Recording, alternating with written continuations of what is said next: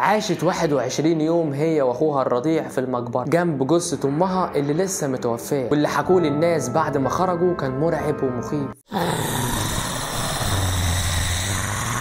في يوم من الايام بنت صغيره عندها 5 سنين ابوها توفى، والبنت الصغيره دي امها كانت حامل، والام وهي بتولد وصت اخوها جابر على بنتها الصغيره، اخوها جابر اللي هو يبقى خال العيال. وام البنت دي وهي بتولد كانت حاسه انها هتموت، وفعلا الام توفت اثناء الولاده. وبعد ما دفنوها خالها خدها هي واخوها علشان يعيشوا معاه، لكن مرات خالها قعدت تتخانق مع خالها وتشتمه وتبهدله وتشتمهم وتضربهم، ورفضت ان هم يعيشوا معاه، لا اما كده لا اما هي تسيب البيت وتمشي. وعلشان خال البنت دي شخصيته ضعيفه فسمع كلام مراته، وطبعا في الوقت ده هم ملهمش حد غير خالهم، والغريبه ان خدهم المقابر بالليل عند امهم. ولما راحوا عند المقابر خالها فتح الباب الحديد ودخلهم وقال لهم ما تخافوش انا شويه وهرجع اخدكم، وساب البنت اللي عندها 5 سنين واخوها اللي ما كملش يوم وسابهم ومشي، وعطاها كده شخليله صغيره وقال لها لما تخافي العبي بيها. الغريبه انه عدى كام يوم وراح يبلغ عن اختفائهم، مع انه هو اللي مخبيهم عند امهم اللي لسه كانت متوفيه، وهو راح يبلغ عن اختفائهم عشان يورث امهم، وسابهم في المقابر بس ما كانوش لوحدهم، وده اللي خالها ما عملش حسابه. بعد يومين حارس المقابر سمع صوت الشخشيخ، بس الحارس ده من الطبيعي خاف ومشي، وتاني يوم على طول الحارس ده سمع نفس الصوت. في الطبيعي كان خايف وكان فاكر ان ده صوت اشباح المقابر، لكن المره دي الحارس مشي وما رجعش غير بعد 17 يوم. وبعد ما رجع تاني للمقابر ابتدى يسمع صوت بكائها وبكاء اخوها الصغير. طبعا كل ده الحارس كان مفكر ان دي اشباح المقابر، بس المره دي قرر انه يروح لشيخ القريه ويجمع الاهالي علشان يفتحوا المقبره اللي بيخرج منها الصوت ده. ولما فتحوا باب المقبره اتفاجئوا من اللي شافوه، لقوا البنت الصغيره دي قاعده وشايله الطفل الصغير. اهل القريه عرفوهم وطلعوهم على طول، والطفله دي حكت اللي عملوا معاها خالها هي واخوها، واتقبض على خالها بتهمه الشروع في القتل. طب هي ازاي البنت دي عاشت هي واخوها المده دي كلها في المقابر؟ اهل القريه اتصدموا لما حكت لهم البنت على اللي حصل. قالت لهم لما اخويا كان بيعيط كانت امهم بتطلع ترضعه وتبتسم ليهم وترجع تنام تاني، والبنت دي كان بيجي لها راجل لابس جلابيه بيض، والراجل ده كان بيجيب لها الاكل والشرب. وفعلا لما كشفوا عليهم لقوا ان حالتهم الصحيه ممتازه، كانهم لسه واكلين قبل ما يطلعوه. وطبعا الناس ما لقوش تفسير من اللي حصل ده، وخصوصا ان خالها اعترف انه ما راحش زارهم ولا يوم في خلال ال 21 يوم. ولما طلعوا جثه امهم وكشف عليها الطب الشرعي اكتشفوا ان جسمها لسه ما اتحللش، كانها لسه متوفيه حالا.